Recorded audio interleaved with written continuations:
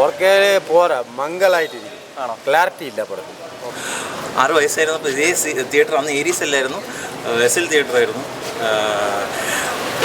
House ഫുള്ളായതുകൊണ്ട് steel കസേരയിലിരുന്ന് അച്ഛനമ്മയോട് ഇരുന്ന് കണ്ട സിനിമയാണ്. അന്ന് ഒരു ഹാർഡ് കോർ മമ്മൂട്ടി ഫാനായിരുന്നു. മമ്മൂട്ടി മരിച്ച ആ സോങ് അവർ കൊളാക്കി ഇംപ്രൊവൈസ് ചെയ്തപ്പോൾ ബാക്കി അമേസിംഗ്. ഇടയ്ക്ക് കൂടി ഇടയ്ക്ക് ബ്രേക്ക് ആവുന്ന പോലെ ഫീൽ ചെയ്യുന്നുണ്ട്. പിന്നെ 37 വർഷം മുമ്പുള്ള മൂവി ആയതുകൊണ്ട് നമുക്ക് ഒരിക്കലും ഒന്നും പറയാൻ പറ്റത്തില്ല. റീമാസ്റ്റർ ആയിട്ടില്ല, ഇത് റീമാസ്റ്റർ അല്ല, വലിച്ചു കിട്ടി. അങ്ങനെ മണിരത്നം സംവിധാനം ചെയ്ത രജനീകാന്ത് മമ്മൂട്ടിയും പ്രധാനമായിട്ട് വരുന്ന ദളപതി ഇന്ന് റിലീസായിട്ട് ഏകദേശം 35 വർഷത്തിന് ശേഷം 4K റീമാസ്റ്റർ വെർഷൻ തിയേറ്ററിൽ വന്നിരിക്കുകയാണ്. അപ്പോൾ ആ സിനിമയുടെ എക്സ്പീരിയൻസ് എങ്ങനെ ഉണ്ടെന്ന് സിനിമയുടെ പ്രശ്നം ചോദിച്ചു നോക്കാം. നൈസ് ആയിരുന്നു. ആ സുന്ദരി ആ സോങ് അവർ കൊളാക്കി ഇംപ്രൊവൈസ് ചെയ്തപ്പോൾ ബാക്കി അമേസിംഗ് എക്സ്പീരിയൻസ്. പിക്ചർ ക്വാളിറ്റി എങ്ങനെ ഉണ്ടായിരുന്നു? നൈസ് ആണ്. ഇടയ്ക്ക് കുറച്ച് പ്രശ്നമുണ്ട്, but the movie is older than me. പിന്നെ അത് കാണാൻ ഭയങ്കര രസം. ഒരു പുതിയ സിനിമ കണ്ട ഫീലൊക്കെ തന്നെ ഉണ്ടോ?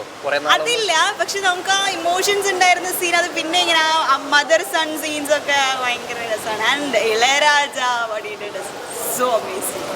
ജസ്റ്റ് ആ സുന്ദരി കണ്ട ആ സോങ്ങിന്റെ ക്വാളിറ്റി ഭയങ്കര മോശമായിരുന്നു. ബാക്കി 4K പോരാ, മംഗലായിട്ടിരിക്കും. ക്ലാരിറ്റി ഇല്ല പടത്തിൽ. പഴയ സിനിമ ആയതുകൊണ്ടായിരിക്കും. എന്നാലും പഴയത് കാണാൻ നല്ല വിധമായിരുന്നു. അത്ര ഇതിലില്ല, ഭയങ്കര മംഗൽ, ഇരുട്ടി കിടക്കണ പോലെ. ഇത് സൗണ്ട് ക്വാളിറ്റിയിൽ വ്യത്യാസം ഉണ്ടോ? സൗണ്ടേ ഇല്ല, ക്ലാരിറ്റി ഇല്ല ഒട്ടും.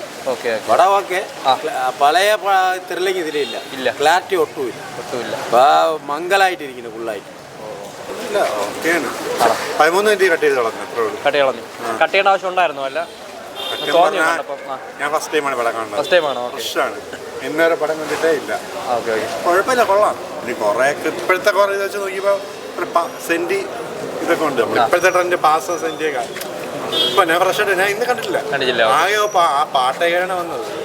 മെയിൻ പ്രശ്നം എന്ന് പറഞ്ഞാൽ പണ്ടത്തെ ഇത് ഫുള്ള് ഗ്രൈൻസും കാര്യങ്ങളൊക്കെ ഉണ്ട്. പണ്ട റീമാസ്റ്റർ, പിന്നെ ഓഡിയോ റീമാസ്റ്റർ ആയിട്ടില്ല, ഇത് റീമാസ്റ്റർ അല്ല, വലിച്ചു കിട്ടി. കൊള്ളാം എക്സ്പീരിയൻസ്. എനിക്കൊന്ന് 6 വയസ്സായിരുന്നപ്പോൾ ഇതേ തിയേറ്റർ അന്ന് ഏരീസ് അല്ലായിരുന്നു, SL തിയേറ്ററായിരുന്നു. ഹൗസ് ഫുള്ളായതുകൊണ്ട് സ്റ്റീൽ കസേരയിലിരുന്ന് അച്ഛനമ്മയോട് ഇരുന്ന് കണ്ട സിനിമയാണ്. അന്ന് ഒരു ഹാർഡ് കോർ മമ്മൂട്ടി ഫാനായിരുന്നു. മമ്മൂട്ടി മരിച്ചപ്പോൾ എനിക്ക് അന്ന് ആ ഒരു 6 വയസ്സ് 7 വയസ്സ് കാരണം ബിലീവ് ചെയ്യാൻ പറ്റിയില്ല മമ്മൂട്ടി മരിക്കുന്നുള്ള ആ ഒരു സീൻ. അപ്പോൾ ആ ഒരു മെമ്മറീസൊക്കെ ഉണ്ട്. പാട്ടുണ്ട്. രജനീകാന്ത് ഫാൻ അല്ലായിരുന്നു ഞാൻ. അന്ന് ഞാനൊരു ഹാർഡ് കോർ കമൽഹാസൻ ഫാനായിരുന്നു. ഈ സിനിമ കണ്ടിട്ടാണ് എനിക്ക് രജനീകാന്തിനോട് ശരിക്കും പറഞ്ഞ ഒരു ഭയങ്കരമായിട്ട് ഇഷ്ടം തോന്നി തുടങ്ങിയത്. എഗെയിൻ അന്ന് അൺഒഫീഷ്യൽ റിപ്പോർട്ട്സൊക്കെ ഉണ്ടായിരുന്നു. മമ്മൂട്ടി മരിച്ച സീൻ വരുമ്പോൾ നോർത്ത് ഓഫ് കേരളയിൽ സ്ക്രീൻസൊക്കെ കത്തിച്ചെന്നുള്ള കാര്യം.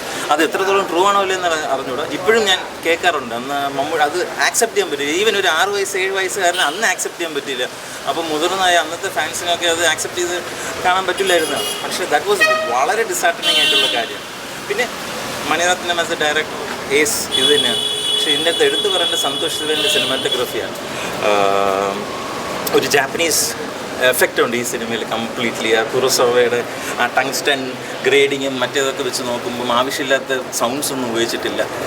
പക്ഷേ ഡിസപ്പോയിൻറ്റിങ് എന്താണെന്ന് വെച്ചാൽ ഇത് 4K റീമാസ്റ്റർ ചെയ്ത് വന്ന് ഞാൻ അതുകൊണ്ട് ഇവിടെ തന്നെ വന്ന് 4K കാണാമെന്ന് വെച്ചു. പക്ഷേ ഫസ്റ്റ് ഹാഫിലുള്ള എഡിറ്റ്സും റീമാസ്റ്ററിങ്ങൊക്കെ ഭയങ്കര മോശമായി പോയി. സെക്കൻഡ് ഹാഫ് വന്നപ്പോൾ വളരെ നല്ലതായിരുന്നു. അത് എന്തുകൊണ്ടത് നടന്നതെന്ന് എനിക്ക് അറിഞ്ഞുകൂടാ. ഫസ്റ്റ് ഹാഫ് ഭയങ്കര ആവശ്യമില്ലാത്ത പഴയതൊക്കെ എഡിറ്റ് ചെയ്ത് കഴിഞ്ഞു. ആൻഡ് പഴയ സിനിമകളുടെ ഭാഗങ്ങളൊക്കെ കയറി വന്നു. അപ്പം apart from that it's okay, it's A timeless classic. അതിനെക്കുറിച്ച് കൂടുതൽ സംസാരിക്കാനുള്ള ഒരു എന്താ പറയുക റൈറ്റ് പോലും എനിക്കില്ല. എന്നാലും ഞാൻ അന്ന് കണ്ടപ്പോൾ ഞാൻ ഈ സിനിമ നേരത്തെ ഒരൊറ്റ പ്രാവശ്യം കണ്ടുള്ളൂ. ഇപ്പോഴും ആ വിഷ്വൽസൊക്കെ ഇപ്പോഴും ഓർത്ത് വയ്ക്കാൻ പറ്റുന്നുണ്ട്. അത്രയ്ക്ക് ഇമ്പാക്റ്റ്ഫുൾ ആയിട്ടുള്ള മൂവിയുണ്ട്. സിനിമയ്ക്ക് സിനിമയുടെ ഇതുണ്ട്. പിന്നെ മണിരത്നത്തിൻ്റെ പോളിറ്റിക്സിൻ്റെ അകത്ത് കയറി വരുന്നുണ്ട്. അദ്ദേഹത്തിൻ്റെ കാസ്റ്റിൻ്റെ ഇതായിരുന്നാലും മഹാഭാരതത്തിൻ്റെ കാര്യങ്ങൾ ട്വിസ്റ്റും ടേൺ ചെയ്തൊക്കെ വെക്കുന്നത് അന്നൊന്നും മനസ്സിലാക്കാൻ പറ്റില്ല. പിന്നെ ഇന്ന് കണ്ടപ്പോൾ കൂടുതലത് മനസ്സിലാക്കാൻ പറ്റി. ഒബ്വിയസ്ലി ദളപതി രജനീകാന്തിൻ്റെ റോള് കർണൻ്റെ റോളാണെന്ന് എല്ലാവർക്കും അറിയാൻ തോന്നും. അരുൺ സ്വാമി അർജുൻ തന്നെയാണ്. അപ്പോൾ മഹാഭാരതത്തിനുള്ള ആ ഒരു കാര്യങ്ങളെല്ലാം ട്വിസ്റ്റ് ടേൺ ചെയ്ത് ഇപ്പോഴും തിങ് ഇസ് ദറ്റ് ഇപ്പോൾ പൊന്നിയൻ സെൽവനിൽ വന്ന് നിൽക്കുമ്പോൾ പോലും മണിരത്നം ആ ഒരു വൈഷ്ണവ സമ്പ്രദായത്തിൽ നിന്ന് വിട്ടിട്ടില്ല. ഇപ്പോഴും കളിയാക്കിക്കൊണ്ട് തന്നെയാണ് ഇരിക്കുന്നത്. ഈവൻ ഇപ്പോൾ കൽക്കിൽ നോക്കുമ്പോൾ തന്നെ കർണനെയാണ് ഗ്ലോറിഫൈ ചെയ്ത് കാണിക്കുന്നത്. അപ്പോൾ ആ ഒരു അന്ന് തുടങ്ങിയ ഒരു കാര്യം ഇപ്പോഴും കണ്ടിന്യൂ ചെയ്തുകൊണ്ടിരിക്കുന്നു. This A timeless classic. Movie was excellent. ഇപ്പോഴും ഫോണ്ട് മെമ്മറീസ്. അതുകൊണ്ട് തന്നെ എനിക്ക് ഈ തിയേറ്ററിൽ തന്നെ വന്ന് കാണണം എന്ന് ആഗ്രഹം ഉണ്ടായിരുന്നു. ഇവിടെയാണ് 4K കറക്റ്റ് ഇത് കിട്ടും. Remastering should have been better. And മറക്കരുത് ഹാപ്പി ബർത്ത്ഡേ സൂപ്പർ സ്റ്റാർ. ഇന്ന് അദ്ദേഹത്തിൻ്റെ ബർത്ത്ഡേ. ഫീൽ ചെയ്യുന്നുണ്ടായിരുന്നു. കുറച്ച് 7 മിനിറ്റ് അടുപ്പിച്ച് എന്തോ കട്ട് ചെയ്തിട്ടുണ്ട്, പക്ഷേ കുറച്ച് മെയിൻ സീക്വൻസ് കട്ട് ചെയ്ത പോലെ തോന്നി, പക്ഷേ കൊള്ളാം. ശരിക്കും ആ ടി വി തന്നെയാണ് കണ്ടത് മുമ്പ് ടി വി തന്നെയാണ് കണ്ടത്. ആ ടി വിയിൽ കണ്ടിട്ടുണ്ട്, OTT ഡൗൺലോഡ് ചെയ്തും കണ്ടിട്ടുണ്ട്. OTT അല്ല, ടെലിഗ്രാമിൽ ഡൗൺലോഡ് ചെയ്ത് കണ്ടിട്ടുണ്ട്. തിയേറ്ററിൽ വരുമ്പോൾ എങ്ങനെയുണ്ട് ഫീൽ? തിയേറ്ററിൽ വരുമ്പം ലൈക്ക് ആ ഒരു വലിയ സ്ക്രീൻ എക്സ്പീരിയൻസ് ചെയ്യാൻ പറ്റിയെന്നുള്ളതിൽ ഭയങ്കര സന്തോഷമുണ്ട്. ക്വാളിറ്റി കൂടി അങ്ങനെ തോന്നുന്നുണ്ടോ? ക്വാളിറ്റി ഇടയ്ക്ക് കൂടി ഇടയ്ക്ക് ബ്രേക്ക് ആവുന്ന പോലെ ഫീൽ ചെയ്യുന്നുണ്ട്. പിന്നെ 37 വർഷം മുമ്പുള്ള മൂവി ആയതുകൊണ്ട് നമുക്ക് ഒരിക്കലും ഒന്നും പറയാൻ പറ്റത്തില്ല. കുറേ നാളത്തെ ആഗ്രഹമായിരുന്നു ആക്ച്വലി. ഒരുപാട് ദൂരം റിലീസിൽ കാത്തിരിക്കുന്ന മൂവീസ് ഉണ്ട്. അപ്പോൾ അതുപോലൊരു മൂവിയായിരുന്നു തലപതി. പെട്ടെന്ന് ലൈക്ക് വേണ്ടത്ര റീച്ച് കിട്ടിയിട്ടില്ലെന്ന് തോന്നുന്നു. മെനിയാന്നെന്തോ ആണ് ഇതുപോലും വന്ന OTT ബുക്കിംഗ് പ്ലാറ്റ്ഫോംസിൽ അധികമായിട്ടൊന്നും കാണിച്ചിട്ടില്ല. നോർമലി ഇറങ്ങുന്ന ഒരു റിലീസ് മൂവിയുടെ അത്ര ഹൈപ്പും കിട്ടിയിട്ടില്ല. ആൾക്കാർ കുറവായിരുന്നു. പക്ഷേ ടൈം ഉണ്ടെങ്കിൽ എല്ലാവരും ഒന്ന് കണ്ടിരിക്കാൻ നോക്കുക.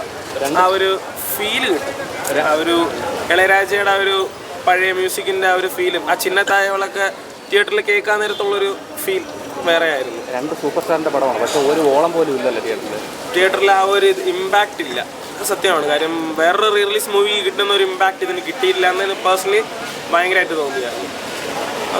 പിന്നെന്തുവാ, ആ ഒരു മണിരത്നം എന്നുള്ള പേരും പ്രത്യേകിച്ച് ട്രിവാൻഡ്രംകാരനായ സന്തോഷ്, ആ ഒരു പേര് തിയേറ്ററിൽ കാണാൻ തന്നെ ഒരു വേറെ ഫീലാണ്. അന്ന് ആൾക്കാർ കണ്ട പോലെ അല്ല ഇപ്പം നമുക്ക് കിട്ടുന്ന.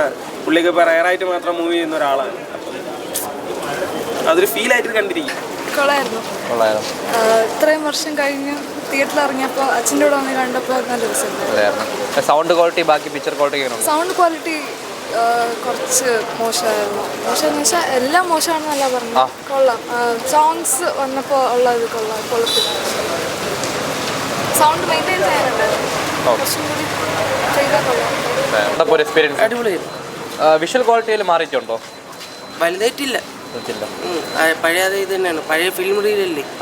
അപ്പൊ അതിന്റെ ഒരു ചെറിയ വ്യത്യാസമുണ്ട്. സൗണ്ട് ക്വാളിറ്റിയിൽ വ്യത്യാസം ഉണ്ടോ? എന്തെങ്കിലും അത്യാവശ്യം ഉണ്ടല്ലേ. തിയേറ്ററിൽ കാണാൻ എങ്ങനെയുണ്ട്? കൊള്ളാം. തിയേറ്ററിൽ ലെങ്ത് വല്ലതും കുറഞ്ഞിട്ടുണ്ടോ സിനിമയുടെ? അങ്ങനെ തോന്നിയോ? 2-3 ഭാഗമൊക്കെ കട്ട് ചെയ്ത പോലെ പഴയ റീലൊന്നും ഇപ്പൊ ഇല്ലായിരിക്കും. ഓക്കെ. ഉള്ളത് വെച്ച് പാട്ടൊക്കെ എങ്ങനെ ഉണ്ടായിരുന്നു? രസമുണ്ട്.